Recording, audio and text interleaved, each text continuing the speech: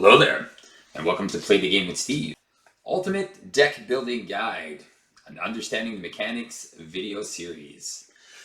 So this video is going to focus on Rogue and her unique play style, which is very, very fun and opens up to tons of creativity.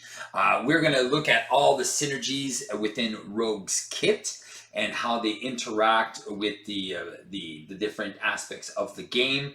But most importantly, what we're going to look at is how to think outside the box when we're looking at Rogue and really inspire some real cool deck creativity here within the different aspects of the game. So if you enjoy this type of content, make sure to give a like, subscribe to the channel if you haven't, and let's start it off.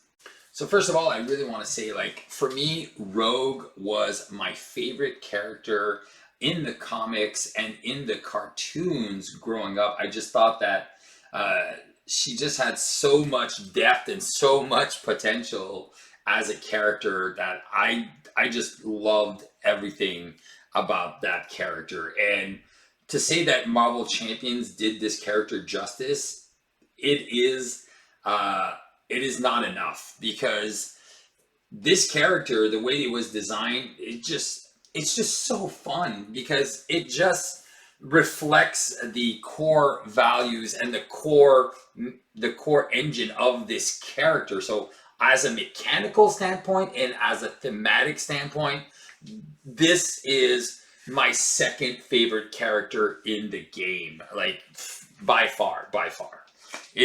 She is just so fun to play, and just so much creativity that I can put in this. So kudos. I just want to take a side note to say that to the design team, amazeballs. All right, so let's take a look at Rogue Anna Marie. So Anna Marie is a mutant. She has a hand size of 6, 11 hit points, and a recovery of 3. She does have the mutant trait that she has a setup that says set your touch upgrade aside, and then withdrawn, which is a forced response. After you change to this form, we put the touch aside. There you go. If you like that nice little shine here, you can send me a private message. It's called Make It Shine, and these are nice little sleeves here that you can purchase if you want some. They're really cool and make your heroes really nice. All right, enough of that.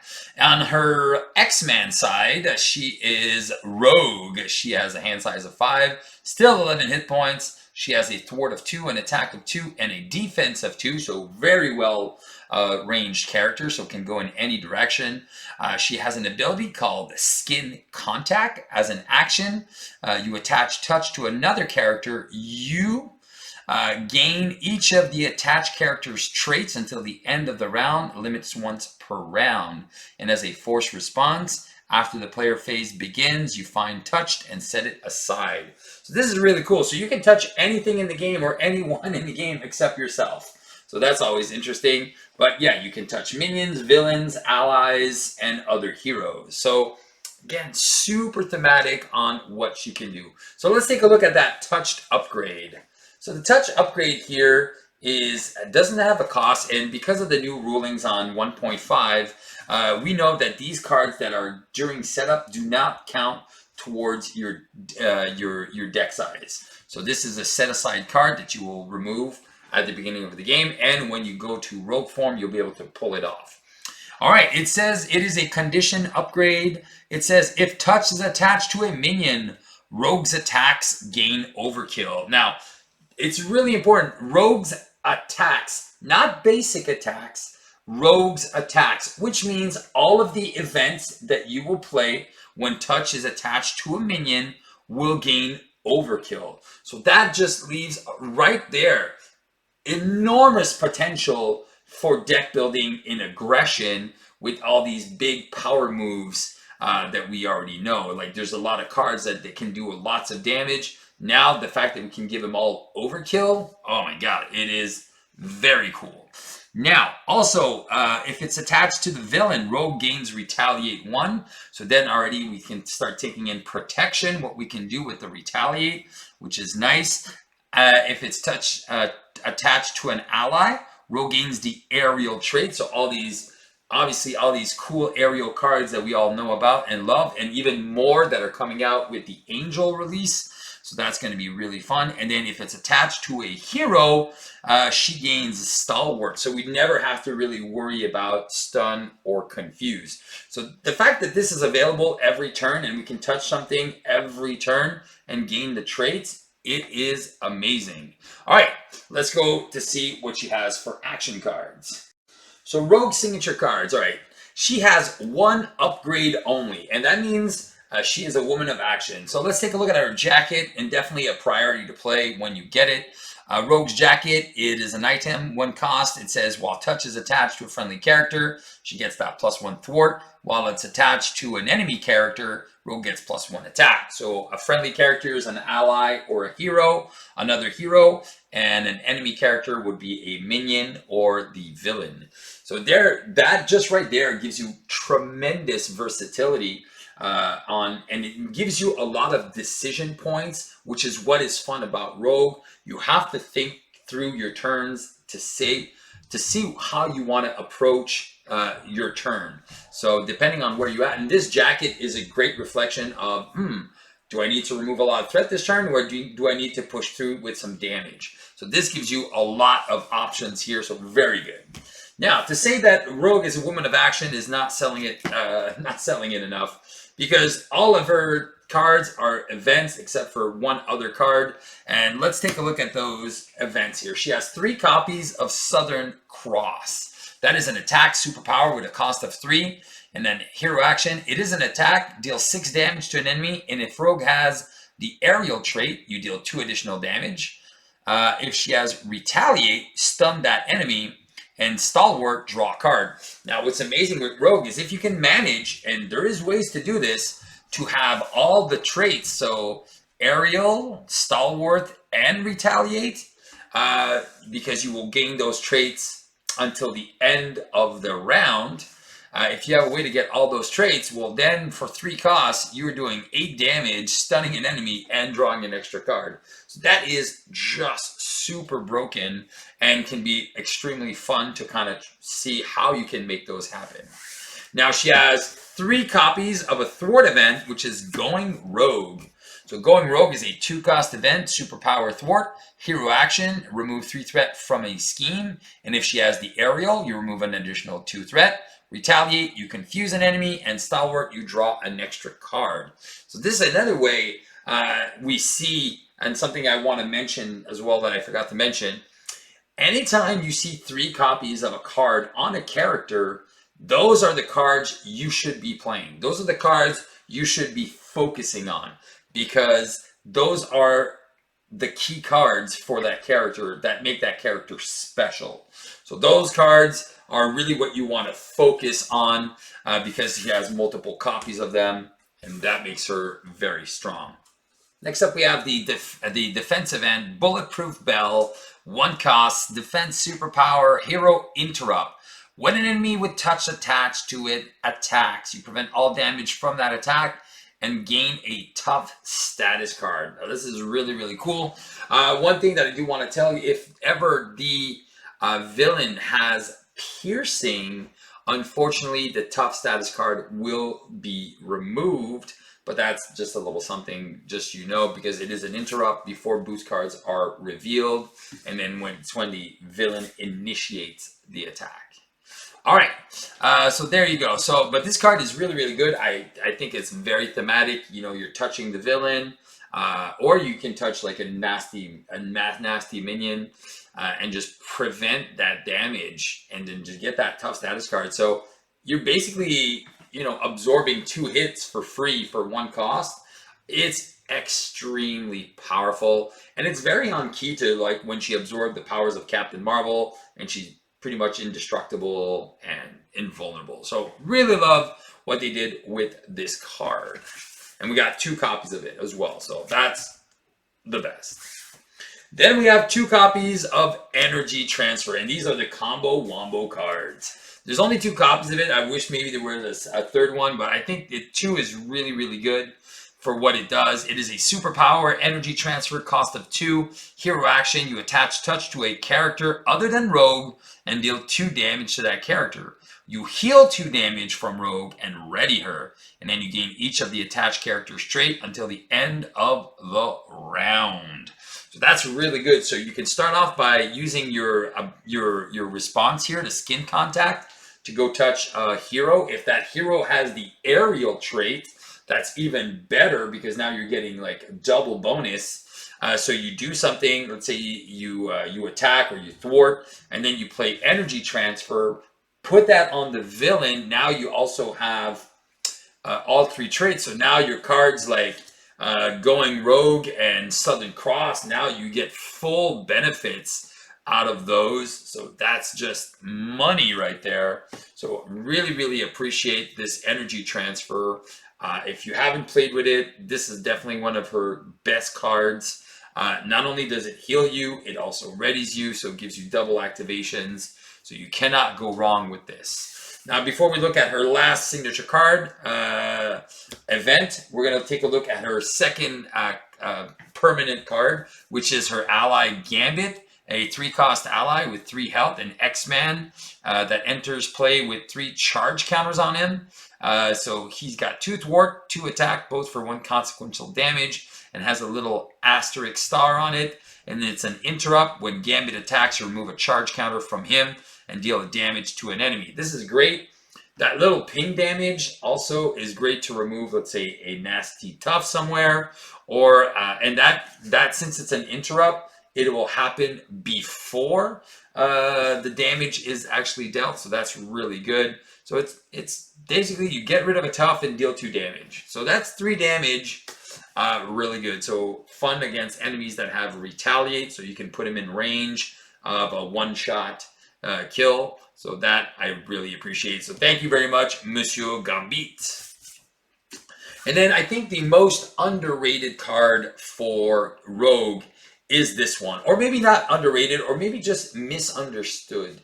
Superpower Adaptation. Now this card is just gold.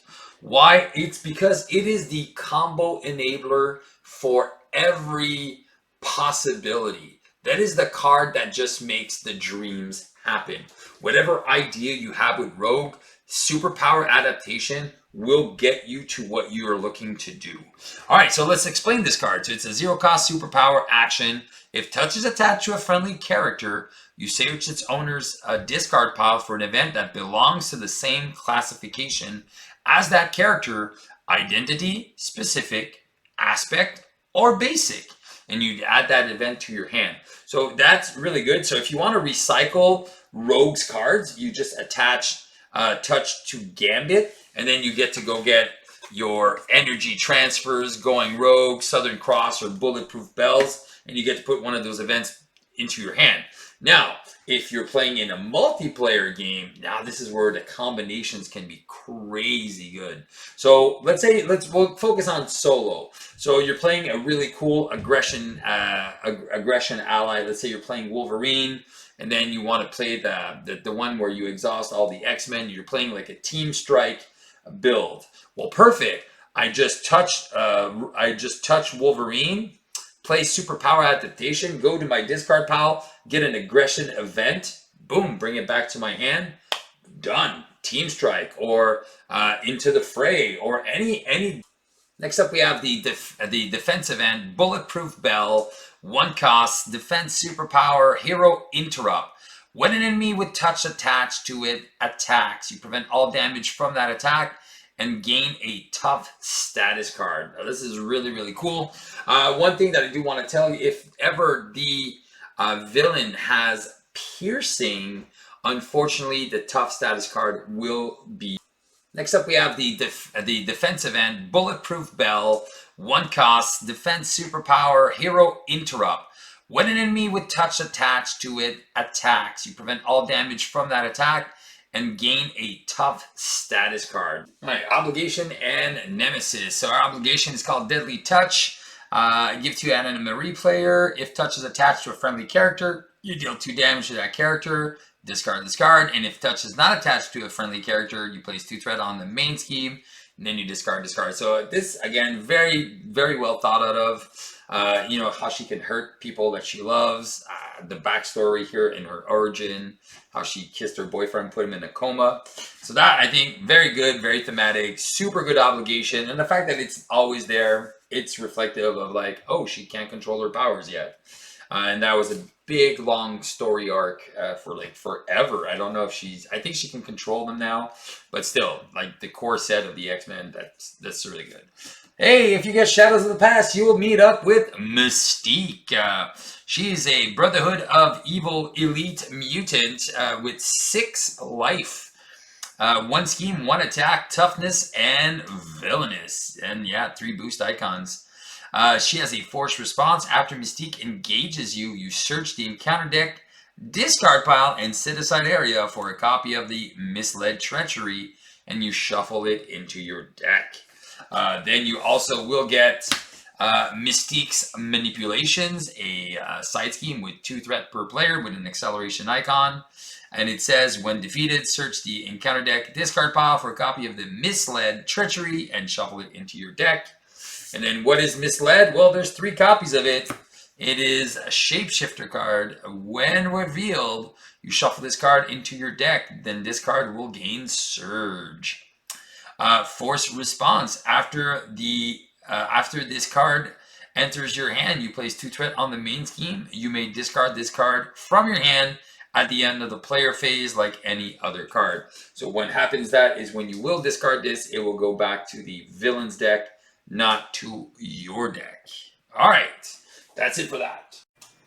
All right, let's start combos. All right, well, Rogue does for traits what Ms. Marvel does for events, which means every time there's a trait that will be coming out, Rogue is going to benefit, which is amazing and gives you so much deck building possibilities. So we're going to take a look at the aspects and how she can really synergize with each aspect. So funny thing about Rogue is basically you'll be playing leadership because you'll focus a lot on allies and what they can do. So you're kind of playing leadership, but in every aspect. So let's start with aggression and let's see of the amazing combo synergies that we can find in this aspect. So again, the traits that we'll be playing off of, if we just want to focus on X-Men, there's 2 really fun X-Men's to add and really deck build around, which is Magic, that gives her the Mystic trait, and then there's Psylocke that gives her the Psionic trait. Now, if we really want to go into some really fun outside the box deck building, well, I highly recommend looking at allies like Angela and Throg that give you double traits, Guardian and Asgard. Now, if you want to go different, you can also go Avengers and Asgard with Thor's and Valkyrie. So that's some super sweet deck building possibilities here. So by adding a few of these allies, you can just have a wide range of traits at your disposal, which opens up so much creativity. Now, there's another group here, and what's fun about this is if you want to go with the Champions build with Rogue, you can also do that. If you get Brawn out, then you'll have the Champion and Gamma traits, and then you'll be able to play cards like the Locust and Bombshell. I do recommend that you choose 1 or 2 traits to focus on. If you try to go all in on all the traits, it's very fun, it's very cool, but your deck synergy might lack a little bit. Now, some of the cool things that we can do in aggression is focus, if we're just focusing on those X-Men allies, Psylocke and Magic, well, we can use Magic Attack and we can use Psychic Assault. This needs the Psionic trait, this needs the Mystic trait.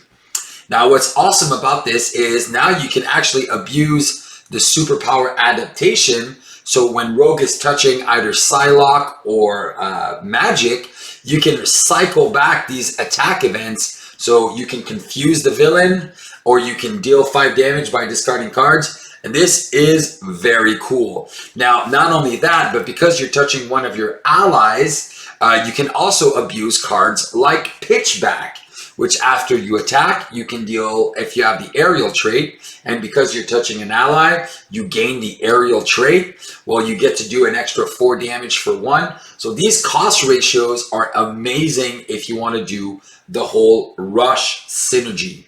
Now, if you are also playing one of the Avengers, you can focus on cards like Browbeat, which is cards that don't really get to see a lot of play. But this could be interesting here with Rogue if you want to include some of those, if you're building into an Avengers build. And also, because you are aerial, obviously the Dive Bomb is one of the cool synergies that you can find here in aggression. So whatever route you want to take, you can rest assured that Rogue in aggression will definitely pack a powerful punch.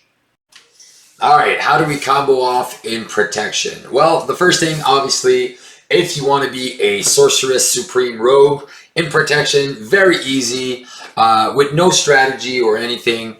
You can just put Brother Voodoo and Clea in your deck, and you are good to go with that Mystic trait. The second one that I really enjoy is the Web Warrior trait. With Rogue, I think it's pretty fun, and just to have her like run all the spider people, I think for me this is very pleasant to play. I love the synergies with Spider UK and Hangar Bay, where you can just kind of boost them up and deal a lot of damage. So I really enjoy that. So Web Warrior strategy is pretty fun, but I think the most optimized strategy, if you want to be playing in protection and almost feel like a Justice player, I highly recommend the Android trait, because there's a nice basic card, we'll talk about it later, for the androids that gets to ready you. But the most powerful is because these give you double traits, so Avenger and Android. So there's some lot of combinations with superpower adaptation that can go, and just because you're touching your allies, you can go and get the Ever Vigilance that can always ready Rogue, but you can also get the Muster Courage. Now, some people don't like this card. I really enjoy this card with the Rogue, the Android, just because you get to get all these toughs. Because you'll be touching mostly your allies, the Muster Courage comes really handy, because your bulletproof bells won't do a lot for the protection build, because you're not really touching the villain all that often. So that's what I enjoy here, going with the with Rogue, building off the traits. All right, now let's look at Justice and the combo possibilities in Justice. Well, sadly, Justice, the only aspect that does not have a Mystic card. So unfortunately, Rogue is the Injustice cannot become the Sorceress Supreme. But she does have a couple of really nice synergies with Avengers, with Shield, and with Guardians. Now, the reason why I like these, especially with Rogue Injustice, is because of some of, obviously, the really cool combos. Problem solvers, I know a lot of people don't like that because if you're playing solo, but even in two-handed, Rogue can be a monster of a character, because if she has her jacket, she can go up to 3. If you put the heroic intuition, she can go up to 4. And because she's an X-Men, she can put honorary X-Men on a few allies and add some mission trainings. So that, for a 4 cost, you can remove 7 threat off of everything on play. It's amazing. But if you're not like that, and if you're not looking into those synergies, here's what I like. I really like the Think Fast, which allows Rogue to go back to Alter Ego, get a bigger hand size, and kind of set herself up just for the cost of 1 damage. I think it's really good as long as you have the Guardian trait. I love Yon Roll, again, Rogue as a thwarting machine, and again the aerial cards with Agile Flight. So really, Justice can be extremely powerful, but I think Rogue Justice really shines in multiplayer rather than solo. All right, now let's take a look at the most potential in leadership. All right, before we start talking about the leadership combos, just a little warning. Be careful, because leadership has so many allies. It's very easy to get pulled in multiple directions. Like, oh, I want her to be a guardian, an avenger, a champion. I want to be a genius. And you're trying to mix all the traits together. And to be fair, I've tried it. It's fun when you can get 4 or 5 traits off of her in a couple turns. But it also comes with a lot of risk. With the odds of being able to get the timing right on the cards and making see if they can fit together in the right order. So that's just something I want to talk about on that. All right, so again, if we really like our friend Rogue, well, it's very easy to make her the Sorceress Supreme because of Kalu and because of Adam Warlock. So if you really like that Sorcerer Supreme card, well, you can definitely go there. If you're trying to build an ally focused deck where you want to abuse strength and numbers, I definitely recommend including a Guardian. So you can go get the Triskelion. You can play Nowhere. So that gives you an extra 2 spots for allies. And if you play an Avenger, you can add Stinger. That doesn't count towards your ally limit. So you can get up to 7. So that's very, very strong, especially if you add either the Avengers Tower or the Utopia. You can kind of lean either way, and then you can bring your allies up to 7. And that can be really good because of superpower adaptation. You can always recur strength in numbers and really build your deck fast. If you're going to go that strategy with the multiple allies, I highly recommend you go with the Avengers because then you can transform all of your allies in Avengers and play Mighty Avengers. That makes them all more powerful. And then you can always increase that with Avengers Assemble and all that kind of stuff. And you can really, really make your turns super explosive for that. Other allies that you can kind of focus on strategically, Vision, who is an android and Avenger. So if you want to do the whole android trait thing where you can ready multiple times, and the Vision is a great ally. Also, if you want to include Beast, Beast not only gets you a double resource or maybe even a triple resource, they band together, which is amazing. Also gives you access to the Genius trait and the Ingenuity from the basic aspect, which can only be played if you're a genius. So these nice little combos here are very, very fun, including a couple honorary cards. Also, you might want to include a welcome aboard to make all your allies cheaper. Because Rogue can become a guardian permanently, it makes sense to include this if you're playing a leadership deck. It's not only good for you, but it can also be very good for a support deck in leadership. All right, finishing off with basics. Where to start? Oh my gosh, there's so much basic cards. I feel like Rogue could be just played in basics all the time. It just gives her, she just has all the tools and all the supports that she needs in basic. But if I'm going to focus on some strategies, if I'm going to go with the basic cards, some of the best ones to do, Vivian. Vivian, she gives the Android trait, the Champions trait, which is very cool and has a lot of synergies, especially if you're including some of the other good champions like Moon Girl. That gives you a possibility of drawing a bunch of cards. Ironheart, and these are all mental resources. So these kind of all fit into what you're trying to do here if you're trying to build with the champions. These are like my basic. If I'm going to build Rogue with champions, these guys are definitely part of the team. After that, we have War Machine, who's Avenger and Shield. So if you want to do some synergies there, that's really fun. Again, if you want to do the Mystic trait, because you can have some fun with the Mystic trait, don't be shy to cycle through your deck fast with the Spiritual Meditations. If you got the Android trait, you definitely want to run those reboots. Again, these are all going to complement the other strategies depending on the aspect you want to play. But reboot for one to ready and heal is just so good. I love Go for Champions, especially here. It's still an amazing card, even though it's been errata to one-time time. But it is so good. And then again, superpower adaptation. If you don't even want to focus on the traits, you want to focus on what Rogue can do. Superpower adaptation, when touch is attached to a basic character, well, you can go and fetch your Beauty and the Thieves over and over. And for 2 resources to deal 4 damage and 4 threat from a scheme, it's insane value. Just this right there, this combo over and over. Of course, you have to keep Gambit in play, but just playing Beauty and the Thief over and over is amazing value, and you should be able to run down a villain extremely fast.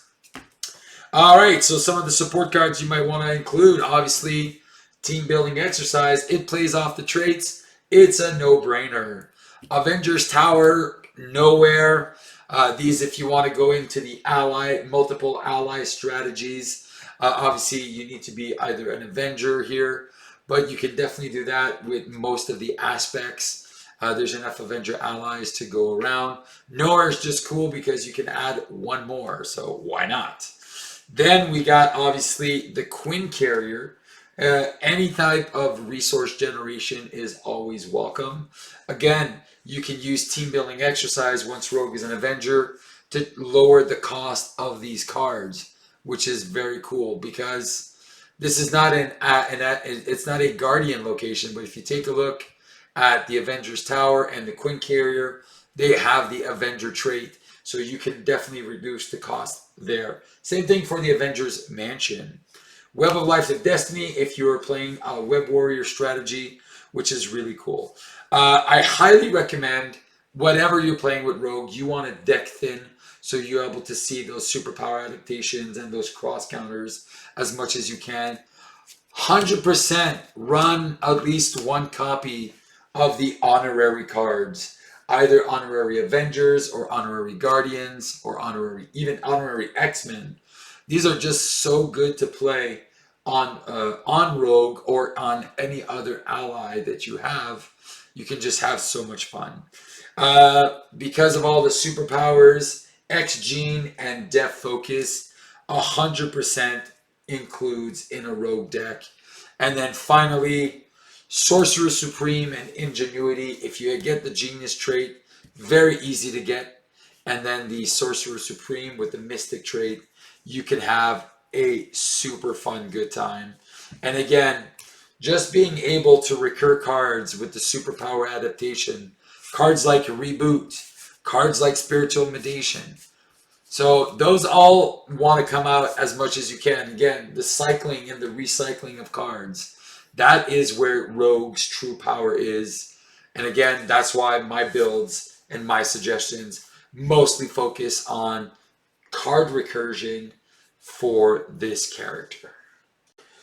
So if you made it this far, you're at the end of the video, and I thank you so much. As you can see, Rogue has tremendous potential to be an amazing character that has so much possibility for deck build, and that's why I was able, and I hope I was able to transmit the passion that I have for deck building. And again, thank you to FFG for giving me a character like Rogue that just opens up so much possibilities for this game. Now, it's been a while since I did a video, so I feel like I want to reward you if you are here. I have 4 X-Men promo packs that I will be giving away. All you need to do is write a comment on this video. What is your favorite way to play Rogue is the question, and why? What is your favorite trait to give Rogue? And what's the funnest combo? I will be taking anybody who writes a comment, and what I'll be doing, because if you are in Canada, I'll send you the pack unopened. If you are anywhere else in the world, once you win, I'll send you a private message. I'll open it in front of you, and then I'll show you a little video, and then I will send you this by mail, wherever you are in the world. so you can get your hands on some of these promos. Stay tuned to some of the other videos. I still have 5 extra packs as well to give away at some point with this. So if you've seen that I've been kind of lacking in videos, again, you can probably hear by the sound of my voice. I have a new job. I work with kids, so I'm my voice is a little rough, and that's why. There's a little bit of lack of motivation too, just because of some of the success of the videos hasn't been to where I would like it to be. And again, I'm gonna try to adapt and see if I can, make my videos better, maybe finding better thumbnails and stuff like that. And if you have any suggestions on what I could do to make this channel more successful, well, just let me know in the comments as well. So thank you so much. And remember, guys, to just have some fun and play the game. I'll see you in the Rogue playthrough videos. Obviously, I will not do every combination because that's insane, but I'll be playing my favorite combinations in each aspect. So make sure to stay tuned for a ultimate gameplay video with Rogue coming soon.